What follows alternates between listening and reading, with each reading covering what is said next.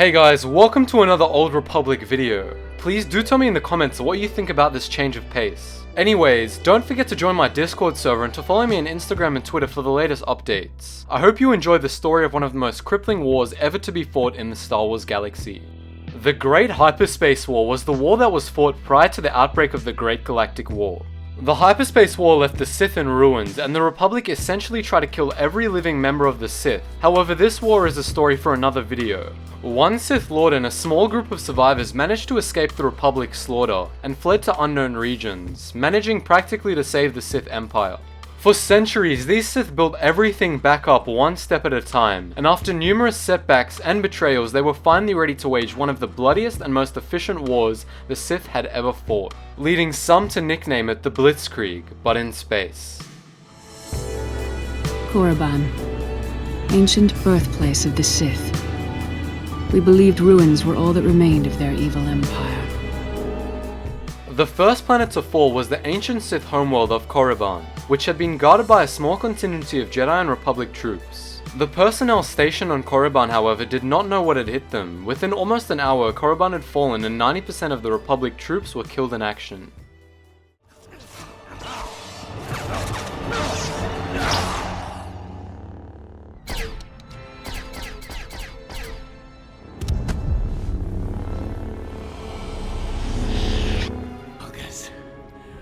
This is only the beginning. Yes. After 1,000 years, Korriban is ours again. Welcome home.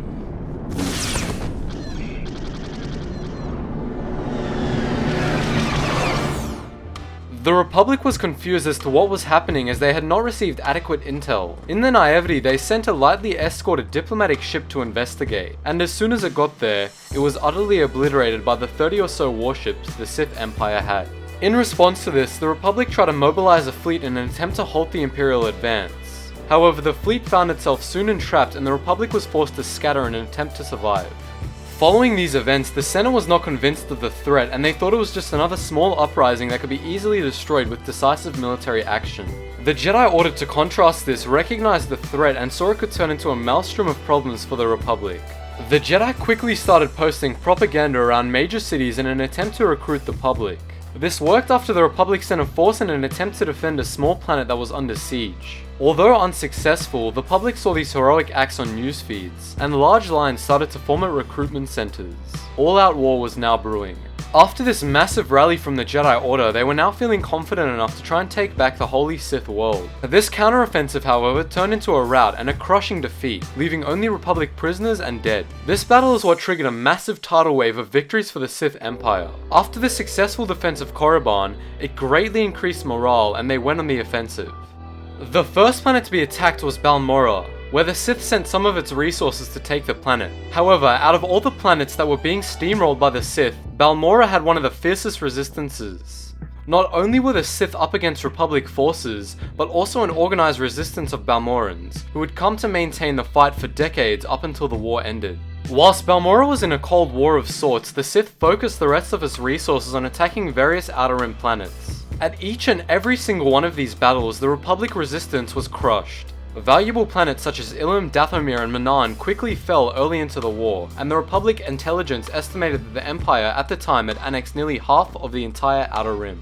After nearly a decade of conquering the Outer Rim, the Imperial Navy shifted its focus onto the Mid-Rim. One of the first planets that was attacked was called Bothawui. The Imperials, thinking the Republic was still licking their wounds, rashly sent in an invasion force, expecting another easy victory. This, however, was not the case. The Republic, for the first time in 10 years, had their first decisive victory, completely obliterating Imperial forces and increasing Republic morale tenfold. This sweet taste of victory, however, was short-lived. The Sith, fuming over their defeat, sent a huge force to take Bothawui, once and for all. An Imperial army of around 50,000 descended on the planet and were forced into a ground battle with the massively outnumbered Republic force. Despite this, the Republic fought savagely and gave it everything they had. For every one Republic soldier that died in battle, the Imperial troops lost 10. Imperial generals were forced to call in reinforcements due to the high losses, and the Republic fought to the last man, refusing to surrender, even with the promise of safety.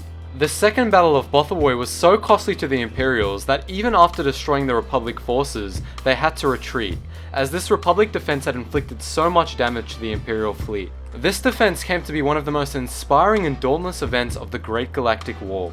Following this rally point for the Republic, the Sith Empire were forced into a stalemate for years, and had since incurred a number of defeats. The stalemate ended, however, when the Republic was almost forced to its knees when the Mandalorians joined the Sith Crusade.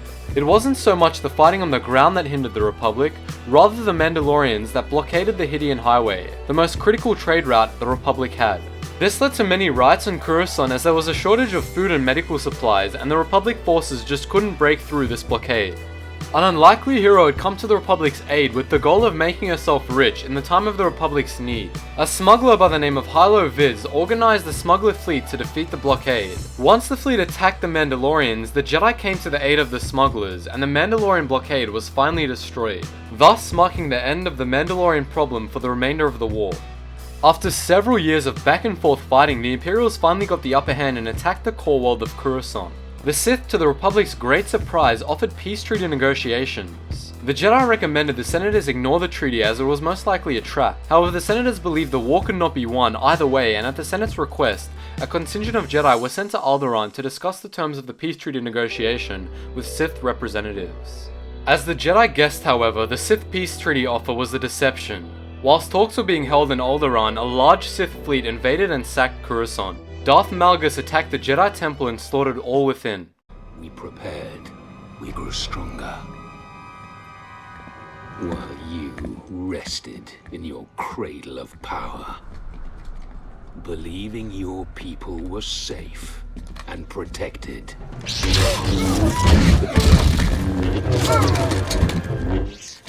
As our powers of the dark side have blinded you.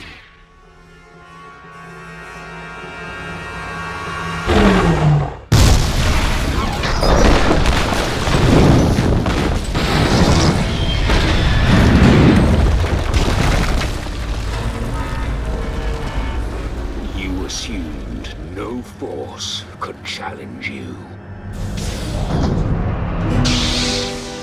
And now...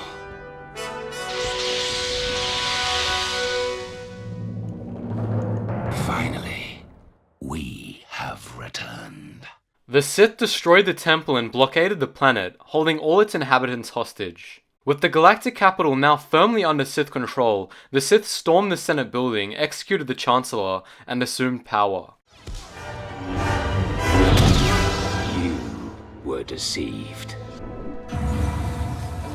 And now your Republic shall fall.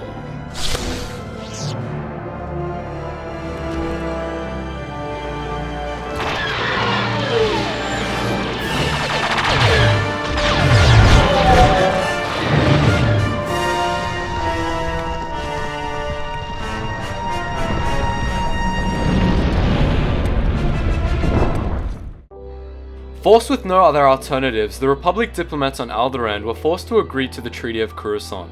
The treaty stated that the Republic had to stand down from all combat duties and withdraw to the Republic space. It also demanded that the Republic recognize them as the ruler of half the galaxy, and that the Republic concede all the planets conquered by the Sith.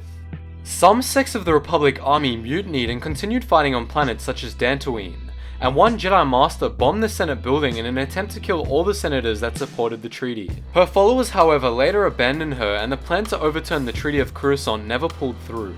By the end of the 28-year war, thousands of Jedi were dead.